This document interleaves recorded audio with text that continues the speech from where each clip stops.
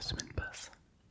Et à l'école, au collège, tout le monde parlait de ce pédophile, à tel point même qu'il y avait des policiers qui étaient garés juste devant les écoles et les collèges de France pour éviter qu'un malheur n'arrive.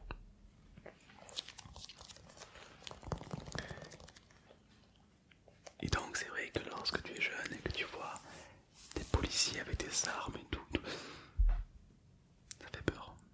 Tu es jeune et tu vois ça, ça fait un peu peur.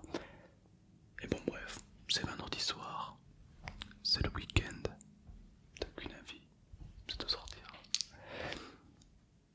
Alors il était samedi matin, aux alentours de 9h, de 10h. Je prends mon vélo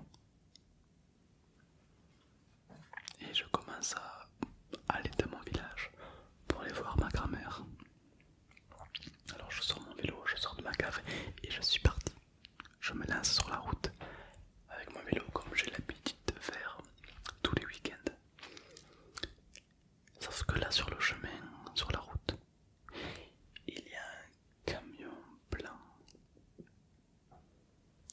un peu sale, avec des roues un peu sales. On voyait bien que ce camion n'était pas neuf. Ma première impression c'était, et imagine que c'est le pédophile. Quand on est jeune on a beaucoup d'imagination. Mais je me suis dit, quelle est la probabilité pour qu'il y ait une personne comme ça dans mon village? Quelle est la probabilité?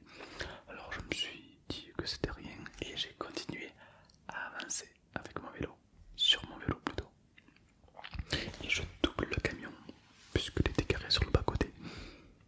Mais au moment où je le double, il met le contact, il démarre et il me suit. Il ne cherche pas à me doubler, il me suit simplement. Mon sang n'a fait qu'un tour, j'étais vraiment pas bien. J'étais peut-être un peu blanc parce que je me suis dit, c'est bizarre. C'est bizarre quand même la probabilité pour que le mec démarre au moment où j'avance. Ça m'a fait un peu peur, un fourgon blanc qui te suit comme ça fait un peu peur. Mais ta gueule, je parle. Ça devenait intéressant, alors tais-toi. On continue à avancer pendant une cinquantaine, une centaine de mètres. Quand soudain il me double. Il me double mais il reste à la même vitesse que moi. Donc il ralentit. Et il me regarde. Il a une capuche. Une capuche. Je sais plus comment, une capuche. Des piercings. Quelqu'un replie un petit peu sur soi-même. Il me regarde, il me double. Il me fait viens, viens, comme ça. Moi, j'ai eu qu'un réflexe. C'est de prendre la première sortie et de m'enfoncer dans les petites rues de mon village où le camion ne pouvait pas passer. J'étais tremblant, j'ai eu peur, je me suis dit, quelqu'un a essayé de me faire monter dans son camion, chez moi, dans mon village. J'étais tremblant, j'étais vraiment pas bien, à tel point que, vous savez, dans un village, il y a toujours des gens qui passent. Et tout le monde se connaît plus ou moins. Et là, il y avait des gens que je connaissais de vue. Et rien qu'à mon regard, ils ont compris qu'un enfant qui avait ce regard-là, c'était pas normal. C'était pas le regard de l'enfant qui avait fait une bêtise. C'était pas le regard de l'enfant qui venait de pleurer. C'était le regard d'un enfant terrorisé. Alors, d'un coup, la personne voisin s'avance, vient vers moi et me dit, qu'est-ce qui t'arrive? Parce qu'il a l'habitude de me voir avec le sourire, mais là, me voir dans cet état, c'est très bizarre. Et moi, je lui explique. Je lui dis, il y a quelqu'un qui a essayé de me faire monter dans sa voiture. Alors là, il était évident, c'était évidemment un adulte, un costaud en plus. Qu'est-ce qu'il fait? Premier réflexe, il court vers la voiture en question, vers le camion blanc. Mais il n'était plus là, évidemment. Et à ce moment-là, il y a d'autres personnes du village qui arrivent. Et du coup, il dit, il y a un camion blanc qui traîne. Il a essayé de faire monter ce jeune garçon dans sa voiture. Alors, il y avait des chasseurs dans mon village. Les chasseurs ont pris leur 4x4 de chasseurs et ont bloqué toutes les rues de mon village. Et ils ont fini par coincer cette personne personne. Alors les chasseurs avaient leur fusil dans le 4x4, sortaient tranquillement de leur 4x4 puisque la personne dans le fourgon blanc était coincée dans tous les cas. Ils toquent à la vitre et ils disent on a appelé la police, restez là. La police monte à toute vitesse. Très vite, en 5 minutes, ils étaient là. La police arrive. Ils ouvrent la voiture du personnage et ils lui demandent alors comme ça vous essayez de faire rentrer un petit garçon dans votre camion. Et le conducteur du camion blanc a dit ah non, en fait je suis quand même perdu en fait. Et je suis un livreur de pizza et je recherchais quelqu'un qui pourrait m'orienter. Tout simplement. Alors les policiers ont fait des recherches, etc. Et il s'avère qu'il disait vrai. C'était un livreur de pizza qui cherchait sa route, tout simplement. Parce qu'à l'époque il n'y avait pas de GPS. Voilà. Ce mec ne reviendra plus jamais dans mon village. Ça c'est sûr. Parce qu'il y avait des gens qui voulaient le frapper. Alors qu'il n'était pas au courant. Le mec il a simplement demandé sa route à un enfant. L'enfant il a eu peur, il est parti. 3 minutes après, il se fait arrêter. Le pauvre. Donc si tu regardes cette vidéo, désolé, c'était moi. Coucou. Après j'ai croisé la police et ils m'ont dit que j'ai eu le bon réflexe. Mais vous êtes trop prudent que pas assez. Si quelqu'un vous dit de rentrer, de venir, et vous sentez que ça pue, c'est une histoire qui pue, parez-vous. Au pire vous passez pour un con comme moi j'ai eu. Mais au mieux, eh ben, vous avez sauvé votre vie. Et c'est pas dégueu quand même. Donc c'est une anecdote qui me fait beaucoup rire. Parce que quand j'y repense avec du recul, c'était assez drôle. Et c'était vraiment un mauvais timing. Parce que c'est vrai que c'était à l'époque où tout le monde en parlait. Et c'est peut-être pour ça aussi que les policiers sont montés très vite. Puisqu'ils recherchaient quelqu'un comme ça. Mais il s'avère que c'était simplement un livreur de pizza, rien de plus. Et du coup il s'est fait contrôler, etc. Voilà. Hey. Passons à l'anecdote numéro 2 et la dernière de cette vidéo. L'anecdote numéro 2, c'est également avec une histoire un peu bizarre. J'étais à l'époque avec une fille dans un village beaucoup plus gros, vraiment c'était un village assez grand avec des milliers de personnes. Une petite ville, une ville honnête. Et moi j'ai toujours été sportif. Et je me suis dit tiens, et si on allait courir. C'était 22h, 23h. C'était très tard. On était assez jeunes, on devait avoir 14-15 ans. Et pourquoi pas aller courir à 23h, faire un petit footing. C'était l'été, donc le soir il faisait assez frais, donc c'était beaucoup plus agréable de sortir le soir. Alors pourquoi pas? Alors on décide de sortir et courir. On trottine. Et sans s'en rendre compte, on va vers un jardin d'enfants. Vous savez là où il y a un parc, où il y a des balançoires, où il y a des toboggans, vous savez, un parc d'enfants classique. Bon. Et on court, et on passe devant ce jardin d'enfants.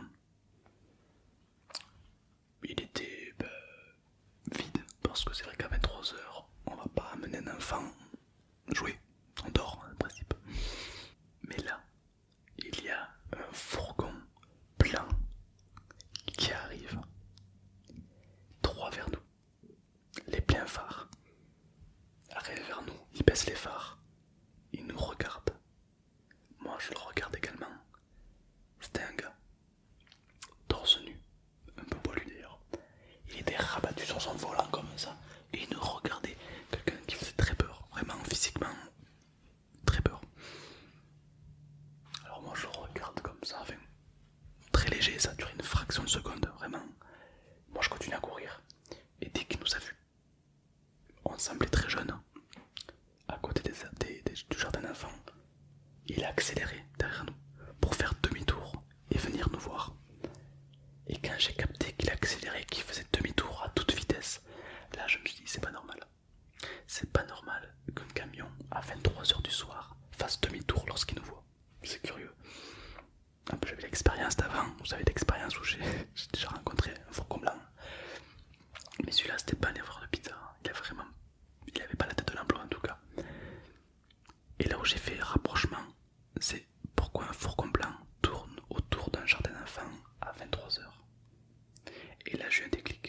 là j'ai commencé à avoir une sensation de froid dans le dos. Et j'ai dit à ma copine de l'époque, bah en fait j'ai rien dit, je l'ai pris et je l'ai jeté dans le buisson. Il y avait des buissons à côté. Et comme c'était la nuit noire, impossible pour lui qu'il nous voie. Alors j'ai jeté ma copine et moi aussi dans le buisson. J'ai dit de pas faire de bruit, pas de bruit. Et le camion, j'ai eu le bon réflexe, car le camion est revenu. Et à la hauteur où on était tout à l'heure, il freine. Il regarde par la fenêtre. Où est-ce qu'on est? Il ne nous voit pas, puisque c'est la nuit noire. Alors, il remonte la fenêtre et il part à toute vitesse. À ce moment-là, j'ai su que j'avais fait le bon choix. Courir ne serait servi à rien, puisqu'il nous aurait rattrapés, puisqu'il y a un camion et que nous on est à pied. On m'a aussi dit, tu aurais pu toquer à une porte. Le pédophile aurait cru que c'était chez toi et il ne serait pas venu. C'est aussi une bonne technique. Voir des inconnus et faire semblant que vous les connaissez, c'est une très bonne technique. Mais là, il n'y avait personne, donc on s'est simplement caché dans les buissons. Et la question qu'on se pose, c'est que serait-il passé si on serait resté sur la route? Le mystère reste complet. Alors juste après, on est rentré à toute vitesse et on a appelé la police. La police n'a pas pu attraper cette personne, mais effectivement, on a décrit le camion comme il était, et effectivement, ce camion était recherché par la police depuis plusieurs mois. Je peux vous garantir que ça fait flipper. Donc évidemment, si vous sentez quelque chose de bizarre comme ça, n'hésitez pas à aller voir des gens, même si vous ne les avez jamais vus. Le fait d'aller les voir et de leur expliquer, voilà, il y a un mec bizarre qui me parle ou qui me suit, que vous soyez une femme ou un homme, il n'y a pas de honte à avoir. Au contraire, la personne en face sera ravie de vous aider parce qu'il va passer pour un héros, et tout le monde adore passer pour un héros. Donc vous inquiétez pas pour ça. Voilà, c'était les deux petites anecdotes qui m'étaient arrivées par rapport aux pédophiles lorsque j'étais plus jeune. Donc j'ai eu la chance quand même, je me suis bien sorti. Toujours garder le sang-froid pour mieux réfléchir. Rien ne sert de se battre ou autre, parce que dans ce genre de situation, vous perdez. Parce que vous ne savez pas ce qu'il y a dans son coffre. Vous ne savez pas. Est-ce qu'il y a des piqûres? Est-ce qu'il y a de la drogue? Est-ce qu'il y a une arme? Et là on fait moins au malin. Donc le principal c'est soit de courir, soit de se cacher, soit d'aller voir des gens. Mais ne jouez pas les héros quand c'est comme ça, au contraire. Mieux vous laisser la police s'en charger.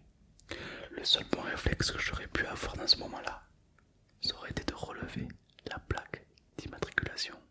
Mais pris par l'adrénaline, etc., je n'y ai même pas pensé au final. Dis-moi si t'es arrivé des choses aussi incroyables comme ça dans ta vie. Je serais très curieux de savoir un petit peu. C'est vrai qu'il nous arrive des fois des choses incroyables et on n'en parle pas. Donc je serais ravi de t'avoir, d'écouter. Pour ma part, au final, tout s'est bien fini. Juste une petite dose d'adrénaline. Mais si toi t'arrive des choses,